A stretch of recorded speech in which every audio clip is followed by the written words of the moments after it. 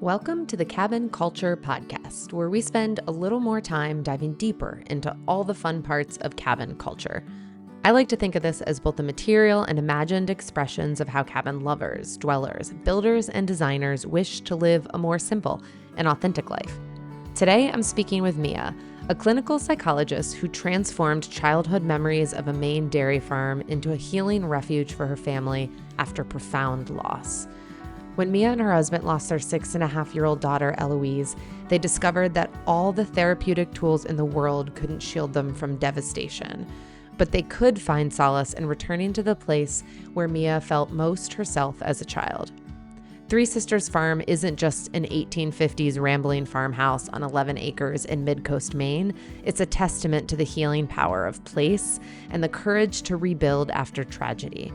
From discovering Sarah Morton's signature scratched in the original window glass to creating outdoor living spaces that invite guests to simply be, Mia has crafted a space where the truest versions of ourselves can emerge. In our conversation, we explore how physical spaces can facilitate healing, the difference between being and doing, and why sometimes the most important journey is back to who we were before the world told us who we should be. We'll discuss the privilege inherent in creating these escapes while acknowledging that relentlessness alone can't conquer everything, and how sharing these sanctuaries with others becomes both a practical necessity and an unexpected gift. Whether you're drawn to farmhouse culture, cabin culture, or simply searching for your own place of respite, this conversation offers profound insights into how we can create spaces that honor our deepest needs while opening our hearts to community and connection. Let's do it. Mia, let's start here. I have to tell you that as I was doing research, the last thing that I did was watch the full-length video that you had on your... Oh, from Ethan. And this is how I first learned. I don't know if this is how I first learned about you, but this is how you were really on my radar, was Ethan talking to me about you. And he was on his way up the last time this fall when he made that film. Yeah. And he stopped by Cozy Rock because we were up in Maine. So he swung by for 30 minutes to hang out and was telling me about the farmhouse. And then I watched in his stories all the time that they had spent there. And that film, I feel like he did, I'll link this in the show notes for anyone listening, but I think he did such a good job of capturing the feeling that you are creating at the farmhouse in a film. Yeah. No, it was amazing. But and that's how it feels to me to be here. Yeah. So it was really special to get to also see it through somebody else's eyes, right. And arriving, and it was really, really So sweet. For folks who haven't seen that film, yes.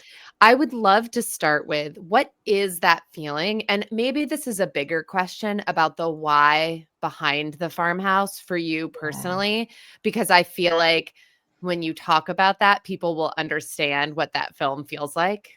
Yeah, that's really lovely. I do think it's part of the why. It's, and I was thinking about the connection of the farmhouse to cabin culture. And I think it's that feeling, and the thing that maybe gives us that feeling can be different for different people. But for me, it's driving up and you see it. And I just feel exhale. Mm-hmm.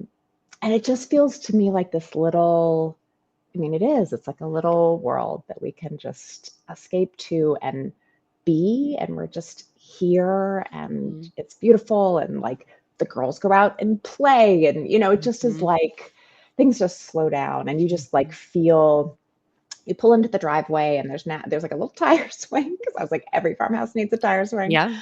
And you go through this little just a little path from the driveway and a fence, but then it opens up into the backyard. And one of the things we've been working on is just flowers and plantings. And so at least at this time of year, it's super lush.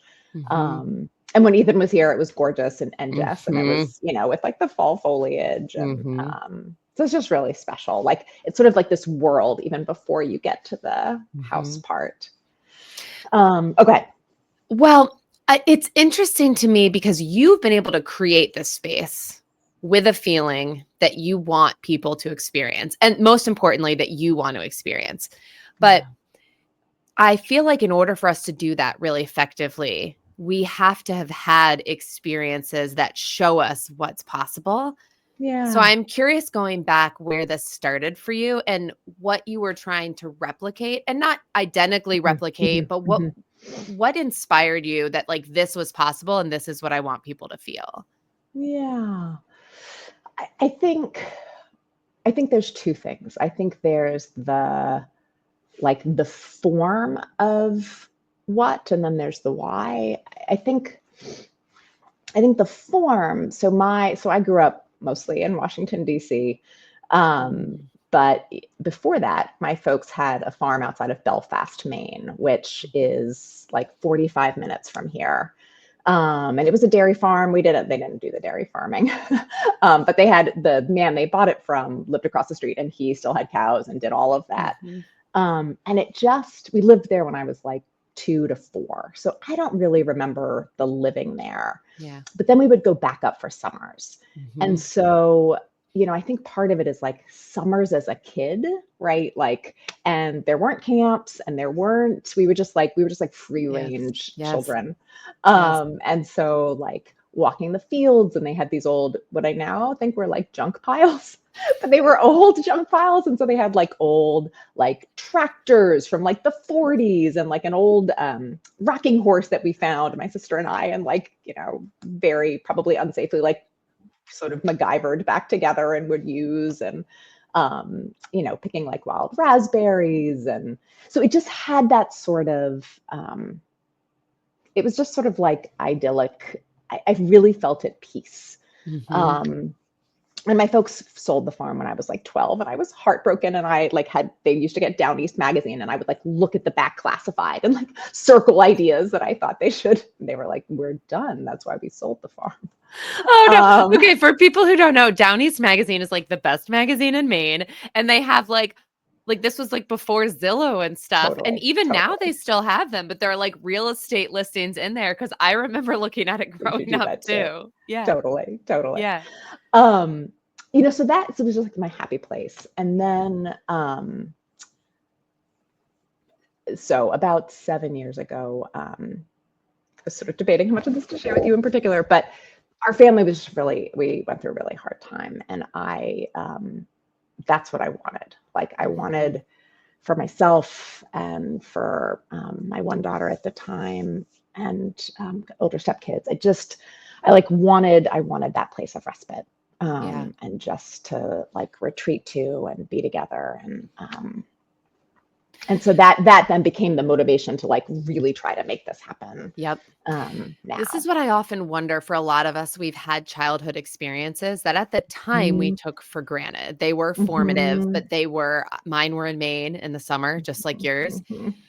But I took it for granted. It was just part of my life. And then you become an adult. And I wonder how long it takes for us to get further and further away from that before we kind of go, hey, wait a minute. I need that again, right? Because there's a period where we don't really even notice because it happens slowly. Yeah.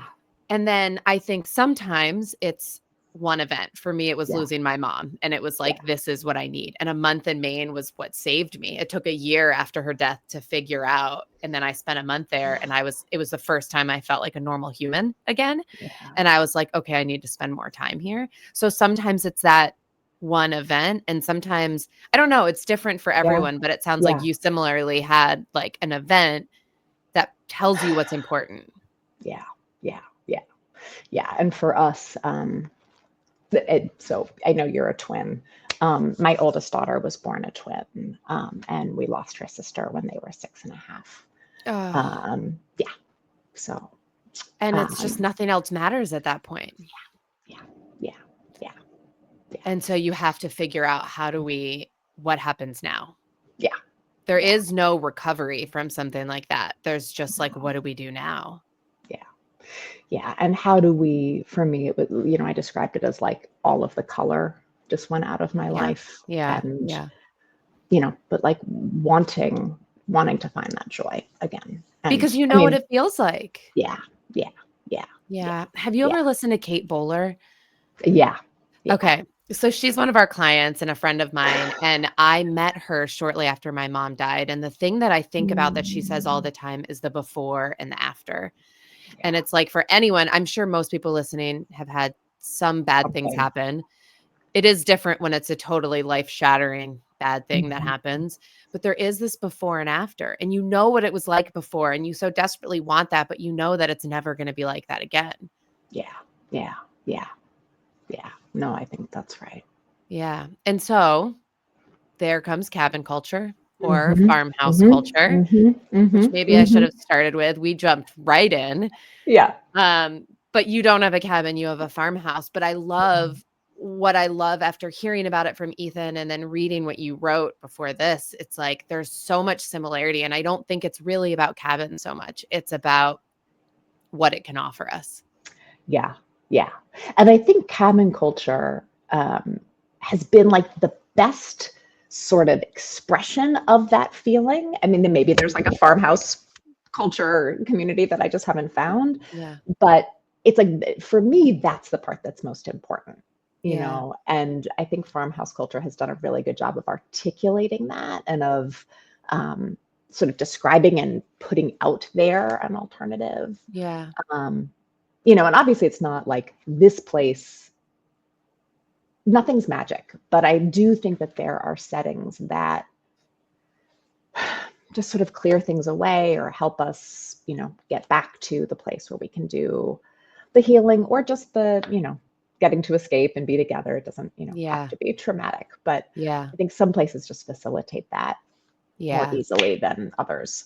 Yeah. Um, I feel a little weird talking about this with you as a clinical psychologist. So you are yeah. like, you know a lot about this, but I remember my therapist saying in the early stages of Mhm. grief, she encouraged me to dive into my five senses. And she's like, when it Mhm. gets really hard, pet your dog, because she knew that was a tactile one for Yeah. me. Light Yeah. a candle that you like the smell of, eat food that brings you joy. And so when I was watching that film with Ethan and he said, I might get this wrong, but he was like, I could smell, he got up before sunrise and he's like, I could smell the dew on the Yeah. grass. Yeah. And so it feels like when you create spaces that remove the outside noise, you can Mhm. smell something as specific as the dew on the grass in a way that you wouldn't in the middle of Washington, D.C. Right. Right. And those things can become therapeutic. Yeah.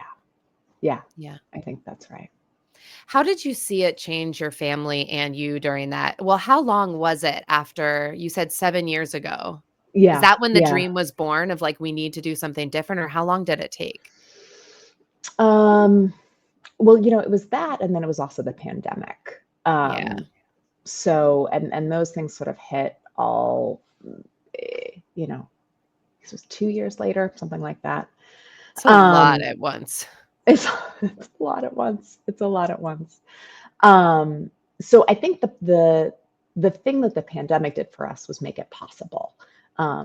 Because like I loved the idea of summering places, but I work and my husband works and we have Mhm. clients and Mhm. for the most part therapy we all used to need to do in a room. And Yeah. um, so we needed a big city for that. And so it had always sort of been this like, I had always wanted it, but it just, how was I going to do that? Maybe Yeah. someday when we retired. Yep. And then the pandemic came, and we actually, the thing that I wanted to do, we came and we rented a farmhouse up here for a month. And I was like, I can do this. Like I'm seeing my Mhm. patients, and Mhm. it feels. And we at that point, we have another little baby who's now 5. And so she was there. She was 1, and Clara, my older daughter, was there. And I was like, I really want to make this happen if we can. Yeah. Um, so yeah, I dragged them Oh, it all was around that that was the month. moment. That was That was the the moment. That was the moment when we came back up, and I was like, oh, I'm not crazy. Like, because it's sort of, we have childhood fantasies, but then how much is that really our Mhm. experience? And I hadn't been up. I asked for my high school graduation. We came up and spent a month. But then since then, it had been like maybe like a week vacation at some point, but it had been a Right. long time. Yeah. And then when we came up, I was like, no, this is if we can figure out how to swing this, that's what I want. And there's something different between a week, because I still go to Maine Mhm, for a week mhm, at a mhm, time. There is mhm. something different about going up for a week and going up for a month and Totally, having like that totally. extended where you can settle. Because I think it takes a little bit for your nervous system to like actually slow down. And to Yeah. me, I think it takes me a good couple of days, maybe even close to a week, and then you're like out of there. But a month, then you can really reap the benefits of what it feels like for your body to just do that slowing down. You felt it. Did you watch Clara is your older Yeah, daughter? it's the older. Good memory. Yeah. Could you watch it in her? Like, could you see it happening? Was she old enough to like know what was happening and articulate it, or did you just observe it? She, the girls went to like a nature preschool at Audubon, like one of those forest kindergartens. And so like nature, she would articulate it as nature, you know, and that Maine lets her be more in nature, and she felt that and she loved that. And then your husband, did he have any experience with Maine? Did you have to convince him of Maine? Because my husband had no experience with Maine, but it didn't take much convincing. Totally. It did not take much convincing. He like has extended family. His mom actually retired up here for a while, and there's like cemeteries with like her maiden name all over the what that peninsula is, like sort of closer to Brunswick, a little bit more southern. So he had like, you know, that sort of historic connection, which is a big deal in Maine. Mainers take their family history very seriously. Very seriously. He grew up in Connecticut sailing. And so for him, he wanted a place on the water, which we could not afford. And I wanted the farmhouse, right? But this place is, when we like Google mapped it, it's a third of a mile from a tidal cove with a boat launch. And so close. Yeah, so it's close. So we bought an old Hobie cat. And that was the thing. He was like, I can sail, I can get out on the water, and he kayaks, and he like, so I don't think it would have taken much convincing anyway, but that was a real like, you know, connection for him. And then he just has like duck to water, taken to all of this. He really loves it too. Because there is something about water for some people too. We don't talk about that much on the podcast, but there is something real, because we grew up on like going to a lake in Maine and being out, and that's very different than coastal Maine. But being on water, I'm convinced does something for the body. Even hearing the water like does something. Yeah, totally. Okay, so take me back. You spent that month there. And then you decided this is something that I think we can do. It showed you maybe we can see clients here. We can do this. What were the next steps, and what did it take to bring that dream to life? Because I think, and I hope that there's many people listening who are maybe in that in between. They know this is what they want, but to your point, they might think this is what I do in retirement, not now. How did you take the steps to make it happen now? Yeah. So we, like I said, I dragged them like every open, and it was COVID, you know, so we're all like, you know, social. It was a weird time to look at houses. It was a strange time to look at houses. And so we just looked and we looked and we looked, and nothing, like there were a lot of neat places, but none of them just felt right. And so driving back down on 95 back to DC, I was like, all right, Mia, this is it. Like, I guess this isn't going to happen, and you are not allowed to keep doing this to, you know, your entire family unless it's perfect. Like if it's perfect, you can bring it up, but otherwise, like you got to let it go. So you drove every time you went to see. Well, we were up there in, for the month that we were there, we like drove all around seeing things, and then we drove back home to DC. And I was thinking this to myself on the drive. And so then that was like Saturday. And then Sunday, I opened Zillow and I'm looking, and I'm like, oh my God, it's perfect. Like literally we had just driven back down to DC, and I like sheepishly approached Steve and was like, what do you think? I think I found it. I think I found it. And I mean, so sight unseen, our realtor came, because we couldn't get back up. Like it was too, you know, the logistics. So our realtor came up and like FaceTimed us around. I hope I like it. So, and we just fell, and the water piece really cinched it. Because it was like she was 10 at the time, Clara. I was like, Mom, you're looking for a unicorn. They don't exist. What a smart 10-year-old. Yeah, I know. It's a real problem a lot of us have. It's a real problem. You know, and it's for sure not perfect, but it hit our most important pieces. What was it when you saw the listing? So for folks who've never seen your place, and you don't need to describe it how it is now, but what was it when you saw it in the listing and you were like, oh, this might be it? Yeah, it's got that like old rambly, like it was built in 1850, and it was like the, you know, sort of initial part is kind of boxy, but then like the in-laws came and they built on another part. Yep. And then, there's the barn, which has to be connected in Maine because it's so friggin' cold in the winter. Yep. Or Yeah, used you to be can't walk anyway. outside to like No. So it just like rambles and rambles and rambles. And what that meant also, so we have my two girls, and it's Three Sisters Farm for the three of them. But I also have two older stepkids who we love and adore. And I come from a big family, and we wanted, if we were going to have a place this far away, a place that anybody who wanted to stay could come and be with us. Which is also hard to do in a farmhouse. They're typically pretty small, but this one had a bunch of bathrooms and a bunch of bedrooms. It's 5 bedrooms, isn't it? Yeah, it's 5 bedrooms. And so it had space, and then there's 11 acres, and there's fields, and there's woods, and it's by the water. And it's also just really pretty, the farmhouse. If you like that vibe, which I like that vibe. Yeah. And they I don't know if you can see they pickled some of the ceilings there. Those wood ceilings. Maine farmhouses are unlike, my uncle lives in a Maine farmhouse and they're unlike anything. I still look on Zillow for Maine farmhouses because if we ever move up there, I've told Sean, I don't want to live in anything but a house that has ceilings like that. Oh, yeah, they just have personality. This is what stands out to your place. When I was looking at all the pictures, I love all these modern cabins.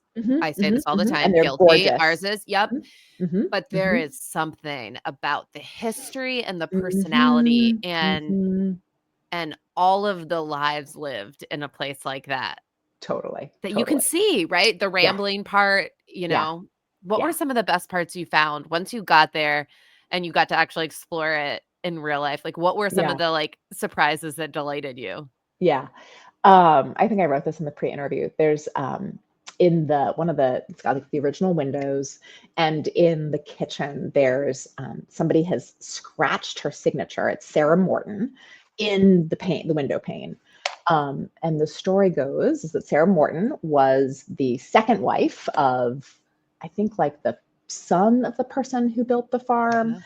And she was a little bit skeptical as to whether the diamond in her ring was actually real. And so she tested it out by scraping the glass. And it worked. And it worked. Well, the story is the diamond was real, but the love was not, because there was a third Mrs. Morton. Okay.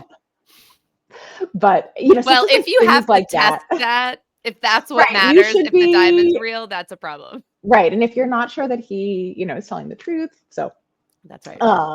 Yeah. So stuff like that. And we found fun things in the barn, and there's a boat barn across the street, and another one of the owners had built a windmill to sort of power the machine shed there. Okay. So it's just all of these lives led that to me, it just feels, I don't know, does it have a soul? I just feel like there's it has some personhood here, the farm.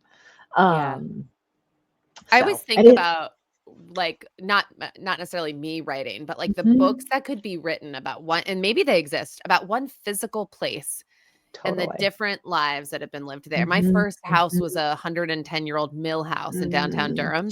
Yeah. And we had to gut it. It was in trouble. And we pulled off one of the walls, and on the wall behind it, someone had written "eat shit and die."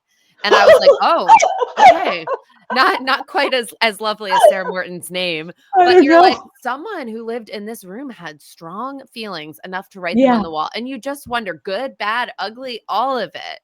What happened in this space? I just feel that would make an amazing book. Totally.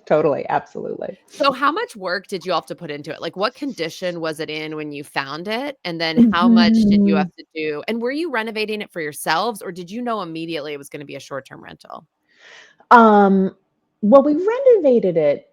I mean, it's always been both. We're doing it for ourselves, and our finances were such that there was no way we could float 2 houses. And so, this is how the dream comes true then. This is how the dream comes true. And right.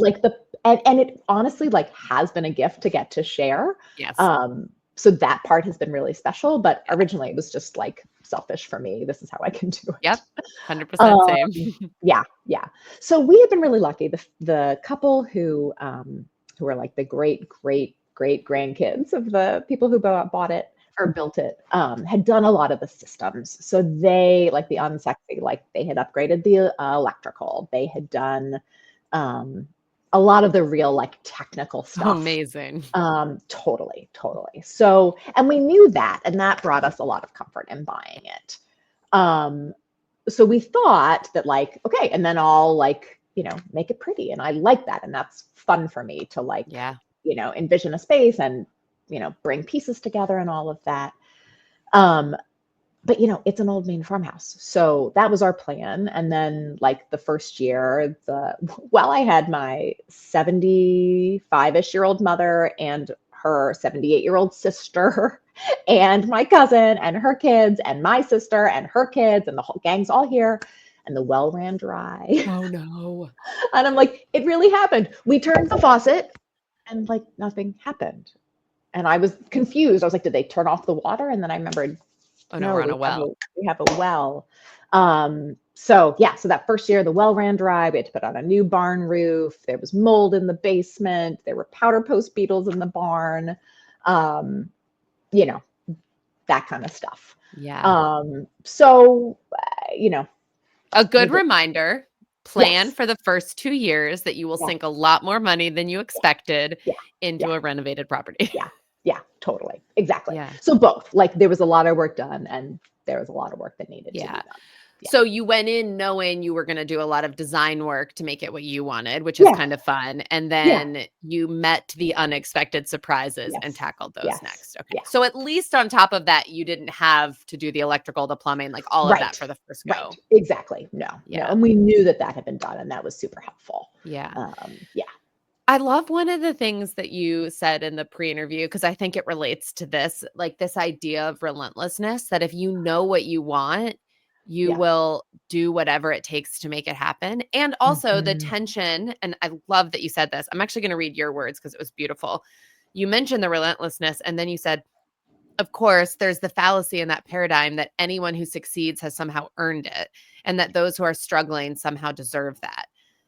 And so I'd love to talk about this because I do think in the short-term rental world, a lot of the noise that we hear on social media and other places is like, oh, if you just try hard enough and get smart enough and hack this and hack that, you can have 25 doors and make this much money. And like, I'm retired at 25, you can be too, right?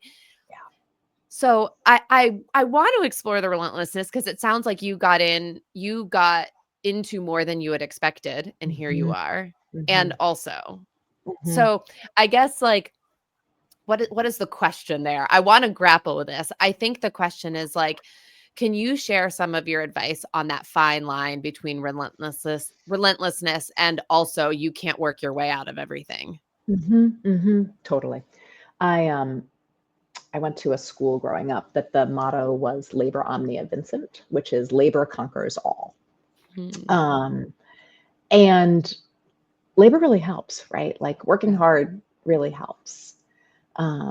I think for me, it was losing Eloise and she was born with a congenital heart condition, and a bunch of open heart surgeries and just like her whole life was like, and in the beginning I was like, it's fine. Like, super sorry for her, but like, we will get through this. It will be fine. I will figure it out. Yeah. And that's not how it went. And it really, I don't know how old I was, like over 40, and it's like, how am I just learning this lesson that I can't do everything, but it just like, and of course that's not fully true, but it's just like devastation. Right. And so I guess what I think is in all of it, like it's worth the trying, and it can be okay even if things aren't okay. This I think is the psychologist in me, and also sometimes it's not okay. And, sometimes there's things we do to contribute to that, and sometimes they're really not. Yeah. And I think also for me, I was thinking about when I wrote that, I was thinking about the privilege of like, I put all this work and I have this farm and, aren't I great? And it's like, well, yeah, but I also, came from a place where we were able to swing the down payment, and interest rate was like 2.5% Yeah. at the time. And like all of these things that broke our way that I think are, they're gifts, right? Yeah. Like it's not, it just makes me, it just is wrong. Like I deserve this. That's why I have this. I Yeah. worked hard. That's why I Yeah. have this. I did work hard because I'm like a dog with a bone and I don't give up because that's, I think, what feels good to me. And Yeah. that has been really helpful, but it's not, I don't know. I don't think it as a like signifier of merit. And likewise, Yes. some people can't, and they Yeah. can't. Right. Yeah. I mean, and part of the gift here is like, maybe they can come maybe they can't come in the summer, but maybe they can come in November when the prices are, nothing, and they can have something, or, I don't know. It just, I guess I felt like that was important to acknowledge also, just the, Yes. the really good fortune. And that's how it feels to me. Like, I just feel really grateful. Yeah. And it can be both. I think like it can be, I inherited money, and that's why I was able to build mine. And if I don't talk about that and just talk about the hard work, yes, it sends the incomplete message yes, about what it yes, takes to do something like this. yes. I And think of course you've worked hard. I know that, and I could never have put in that work if I didn't have the money for a down payment, right? Yeah. And I think when we don't talk about those pieces and we Yes. just talk Yes. about, look what I've done, Yes. then I can't imagine what it feels like if you didn't inherit that money and you're like, wait, I'm trying all the same things and I'm not ending up in the same Yeah. place. What am I Yeah. doing wrong? It becomes an indictment on you when that's not what it is. It's just a much bigger picture. Yeah. That's exactly right. Yeah. I think that's a really good articulation. How hard was it for you to go through this with Eloise, being a clinical psychologist, feeling like I should have the tools to be okay? Did you feel immense pressure to be okay through all of it because you have spent a career helping other people be more okay? I desperately wanted to be okay. I think actually, having spent a lot of time being close to people in a lot of pain, I think more how I thought about it. I did think like the ship can't go down. Like I remember looking at Clara and being like, she lost her sister. She can't also lose her mom. Like I need to do what I need to do to not, just completely shatter this kid's world. But then So how do you keep yourself together in that? yeah. Sorry, we've gotten so far from Yeah. cabins. I'm just No, but fascinated by like, yeah, I appreciate that. yeah. I think actually by like, it was okay to not be okay. Right. Like, I think Yeah. that's, and I could not be okay, and I could do my job, and I could show up for like, those things don't have to be incompatible. Like that I could be really sad. And in some ways clinical work is helpful, right? Because it's like, you're talking to this person. And I took some time. It wasn't, Yeah. but I think in some ways, I don't know if my job had not felt meaningful, I think it would have been harder, maybe, but like to actually, people come to talk to me about things that matter. And so I don't feel like I have to be okay. I feel like I have to hold for people the possibility that like, it can be okay. You can be okay, even as things are so hard. Yeah. And I guess I had seen other people do that, in a way that maybe was you had more exposure helpful. to suffering than most of us do. To Right, real vulnerable suffering. right. And, I remember people being like, well, aren't you mad or mad at God or mad at and I'm like, well, why should I be spared? Like, look around this world. Yeah. Like, there is so much pain, and, happily, most of us don't deal with that child loss most of the time these days, but people used to, and many people in many parts of the world still do. And so, I don't know. I guess I think like the human spirit is resilient, like, but it doesn't mean it doesn't hurt. It just means like somehow if we're lucky, we keep going Yeah. and then we get there.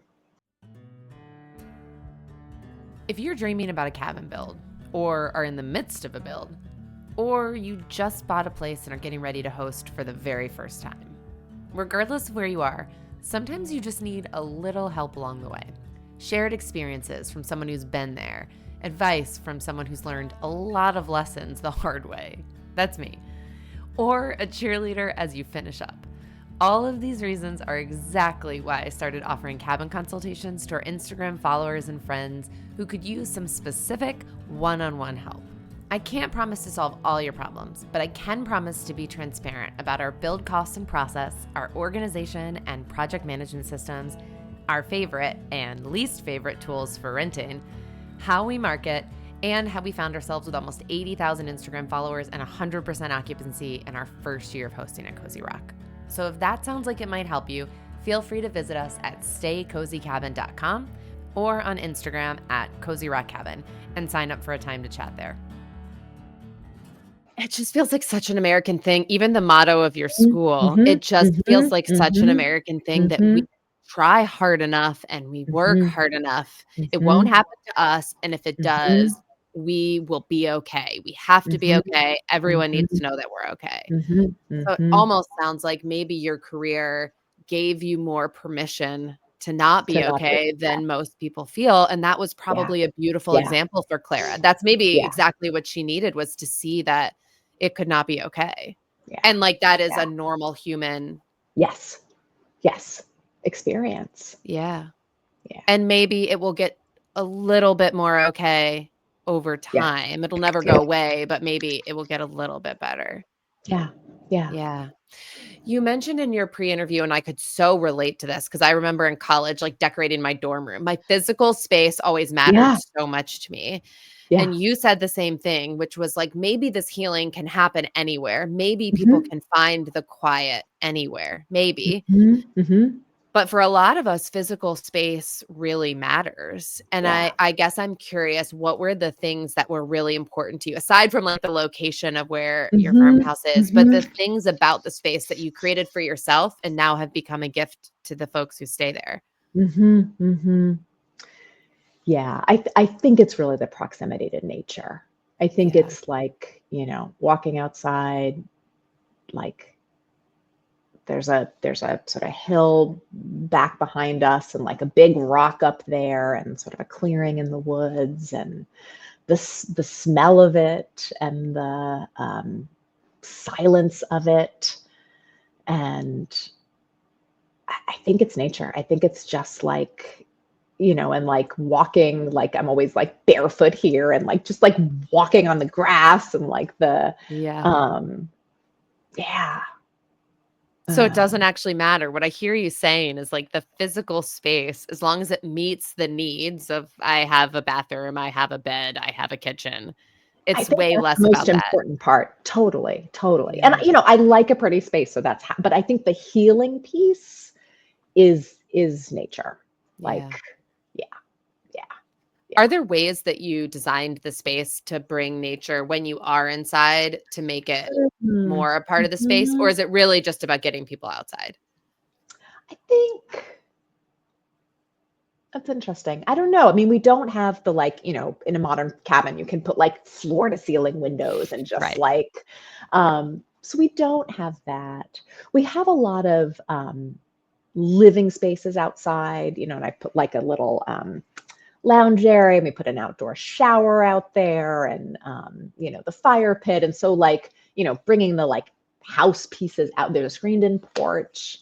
Screened in porch goes a long way. Right. So it's like ways of being in nature with some without the black flies around us, 100%. or the mosquitoes. Yeah. Right. Yeah. What have you heard from the guests? I always think this is like such powerful information. When you welcome people into your space and you start to hear from them, sometimes their experience mirrors your own, and that's what you've been trying to create for them. And that's beautiful. And sometimes it doesn't, and they see things that we don't see or experience the place differently. What have you learned from your guests, and how long have you been hosting guests there? So we bought it in 2021, like that fall. And then we started 2022, like that January, really slowly. And then, so that was like a year and a half. And then actually last year we took a family sabbatical, and we're up here the whole year. For a full year? For a Your full year. whole For a family did that? which was just like incredible. It was so special.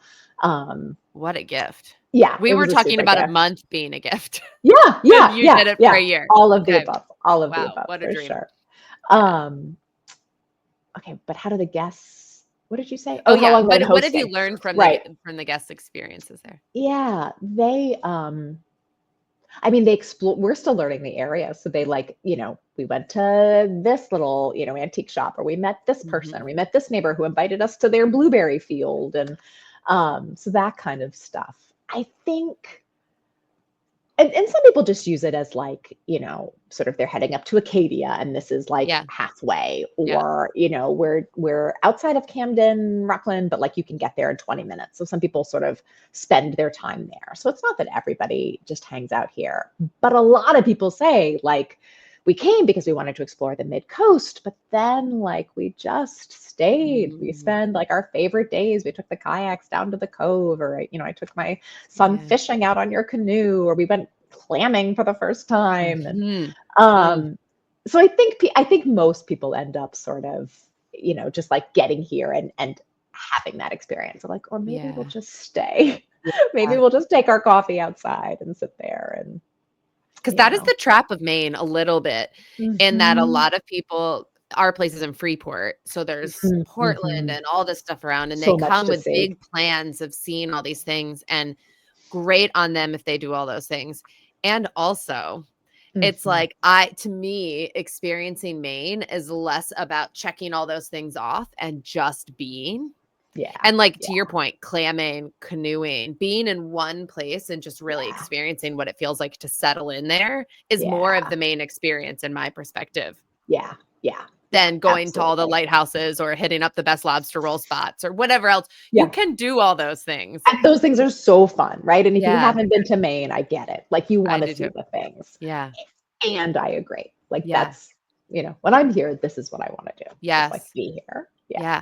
Which actually was a lot of work for us because we wanted to make a really thorough guest book.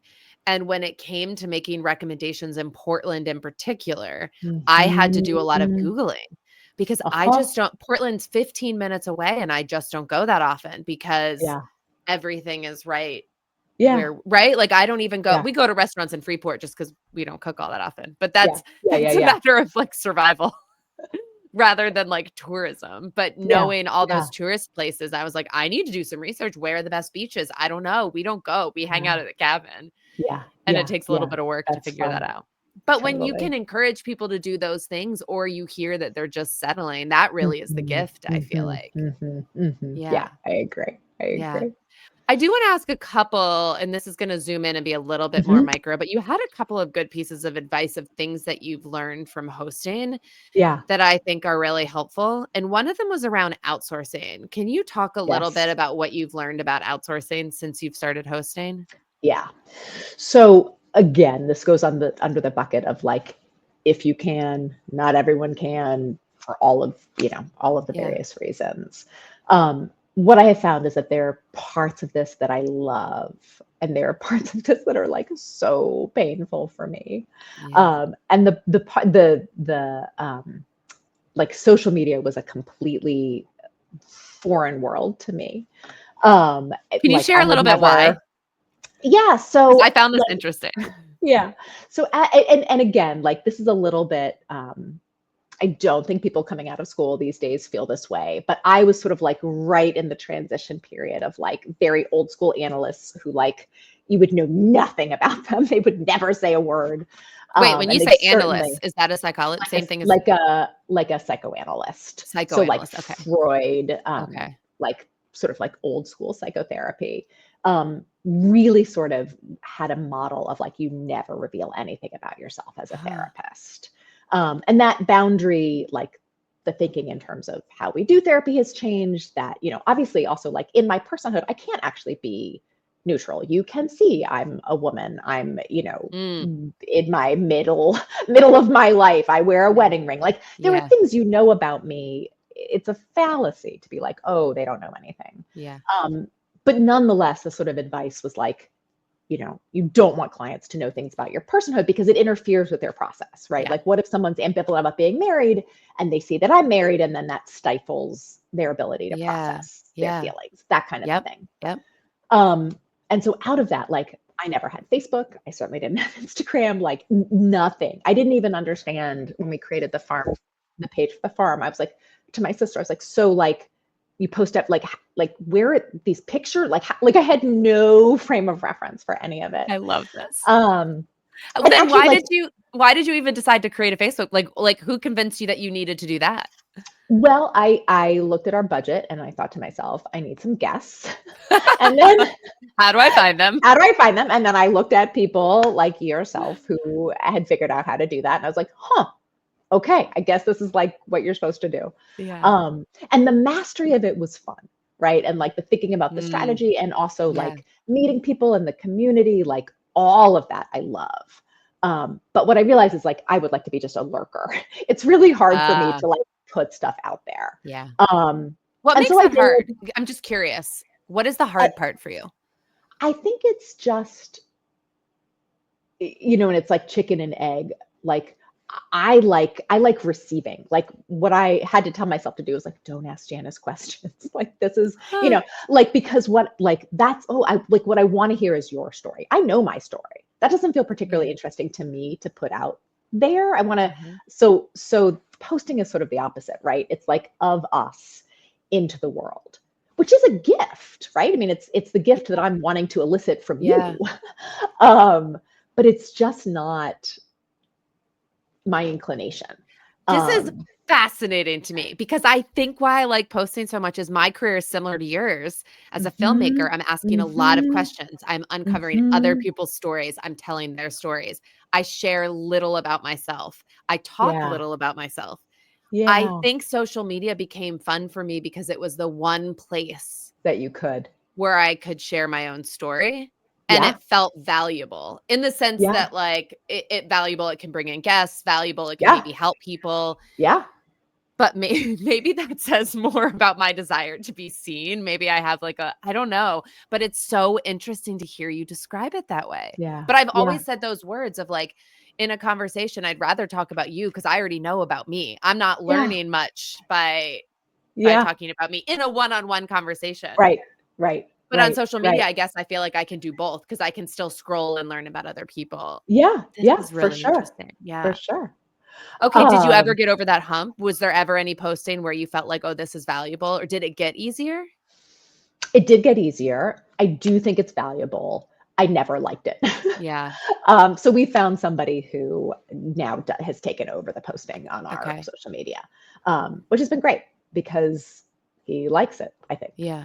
Or at the very least, he's great and it's his job and he likes it. So, and I'm happy, like, I love talking with, the photographers and people like, I love and thinking about who should come, all of that. It's just the like creating of posts and posting them on a regular basis. Yeah. That I did as well as I could for as long as I, needed to. And then when we had a little bit of income, I was like, okay, this is the part I'm going to hand off. Yeah. And he does a better job than me too, frankly. Yeah. So can you share a little bit about what that looks like for someone who might be thinking about outsourcing? I think one of the obstacles is finances because you have to pay them. But the second one that might even be bigger than finances for a lot of folks is, this is my place. I feel so personally about it. How does someone else communicate those messages in a way that communicates it authentically? What does your process look like with him so that it's still your voice and your message? Was there pre-work? What does that look like? Yeah, and again, this is just my experience, but yes, there was pre-work. I talked with him a bunch about, he came and stayed at the farm. The material is mostly material of photographers and videographers that I've gotten and have spoken with. So it's sort of, the raw material that he's working with is stuff that resonated with me. Talk about, various like seasons or things I'm excited to share. Yep. And then, he mocks up a bunch of posts and I go through them. And in the beginning there was like, I would sort of edit the language because it didn't feel like me, didn't sound like me. Sometimes that happens now, but mostly it doesn't. Mostly Yeah. now it's like, he sort of knows what feels good to me and is much better at producing it than I am. And you still have the control to read it before Totally. it goes live. Totally. To read it, to edit it, to suggest it. Yep. Yeah, all of that. Does he also like respond to comments, or do you do that? I do that. Okay. Because I like that part. Yeah. I think the you can human. have people do it. Right. But that's the connection. Yeah. Yeah. What has the community looked like through, and maybe some of it is outside of social media, but how did you, I think this can be very lonely for a lot of people. And it was for me when I started, because I don't know that there was this kind of community, or I just hadn't found it. But how did you go about finding that community, and what impact has it had on your experience running the farmhouse? I think, So I think there's been, there's sort of like two main pieces that we've tapped into somehow. Part of it has been cabin culture and other folks, creating spaces and talking about that and hosting and all of that, which has been super helpful. And I just sort of have mimicked like, oh, okay, so apparently there's, influencers that you can invite who, I just sort of like, oh, okay, that's how you do that. Yeah. And also to sort of see other people's process has been really, really, helpful. Yeah. And then it's just mostly been like the actual people in Mid-Coast Maine, the bakeries, the other, I sort of think of us as like expats, who've like come from other places, who've chosen Maine, different things they're doing. Like, there's a woman, Bridget, who's like doing a sourdough retreat here, and she's got a little micro bakery in Camden, and meeting her and meeting, so like that part of people who are actually here, but I find them on social media and then see them about. And that's been really fun too. Do you know Rick and Charles from The Hideaway? So I do not know them. I have listened to the episode that you did with them, and I actually saw, I don't know which one of them in Bleecker and Greer yesterday, and I was like, oh, I know you. That's really creepy. Oh, you should say hi. They're so lovely. I will. I love them so much. And same situation. They came from outside Maine. The expat is kind of a good word for it. Yeah. But in some cases, I think Mainers can be so picky about like, oh, I go back 8 generations. But I have found that the expats have this deep love that they gave up everything from somewhere else to build a life, or at least an escape in this place. And there's something beautiful about that. Yeah, absolutely. Absolutely.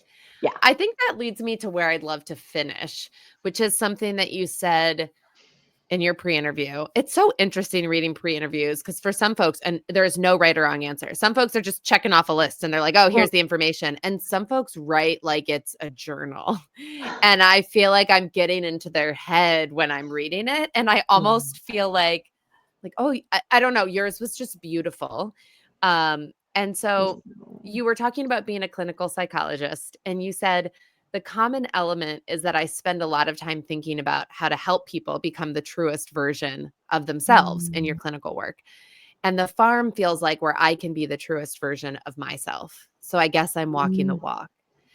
And I think what it made me think about is how through the creation of these spaces, it is forcing us to really get to know ourselves in the deepest, truest form. And the spaces that do the best aren't the ones that necessarily copy exactly what they've seen do well in a cabin porn book, but it's the people who say, what do I need? Who am I? Who am I creating for? And then put all of that into this physical space. Can you talk a little bit about what that journey was like for you and becoming your truest self through this space? Yeah. Oh, thank you.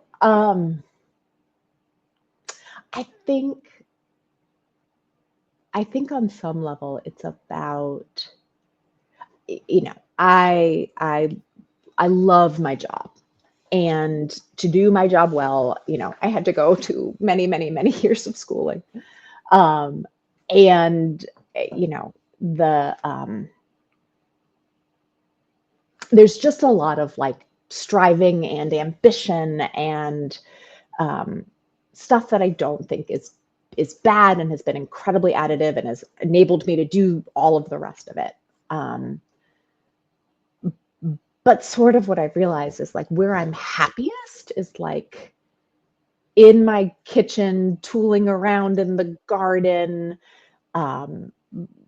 arranging the basket that I found at the antique place, just being, just going for a walk down to the tidal cove, just like watching the girls play with the dog outside, I just feel, and not like needing to get ready to go to the store, just like going to the store. Just like getting to be. I think it's just that. And that like the part, like nobody cares out here that, I mean, they don't even know that I have a PhD. Like it's not who I am, right? Like I'm just Mia. I'm like the woman with the farmhouse. Yeah. And both of those, there's different things that you get from both of those, but that's just been really like a respite, It's been really good. Yeah. Yeah. Feels like there's so much positive reinforcement for the doing Mm-hmm. and not for the being. And so we end up feeling guilty when we're being. Like we should, and maybe I just speak for myself, like I should be doing. Yeah. But where I find myself happiest, to your point, and isn't that how it's supposed to be? Like, aren't we just supposed to like live our lives and be humans? I don't know if it's an American thing or a worldwide or a capitalist thing. Yeah. That we're measured by the outputs and how much money we can bring in from those outputs, that when we're doing something like arranging a basket or putting flowers in our kitchen, there's no measurable, like, you're not making money off of that. And so then you feel guilt or I feel guilt when I spend too much time doing those things. Yeah. Or even if not guilt, just like there's so many things that need to get done. Right. There's so many things of taking this one here and signing that one up for that and, volunteering over here. And like, those are all good things. But they can take away, I think. Yeah. And so at least having an experience of they're not all of the things to do. So then I don't feel like I should be doing them. Yeah. That's helpful. Yeah. So maybe that's a good place to end, folks, is to think a little bit more about how much time you're spending being and how much time you're spending doing, and maybe even just moving that needle slightly more in the direction of being, even if it's just minutes, I feel like in a day can make a difference. And even better, go stay at a farmhouse in Maine and really, really recalibrate that needle altogether for when you come back home. Amazing. Mia, this has been a delight. It's been really lovely. Thank you. Thank you Janice. for joining me. Absolutely. Thanks so much for joining us. And if you liked what you heard, feel free to leave us a 5-star rating on Spotify or share some of your favorite parts over on Apple Podcast. If you have feedback or suggestions for the future, you can also find me on Instagram at Cozy Rock Cabin. Looking forward to next week.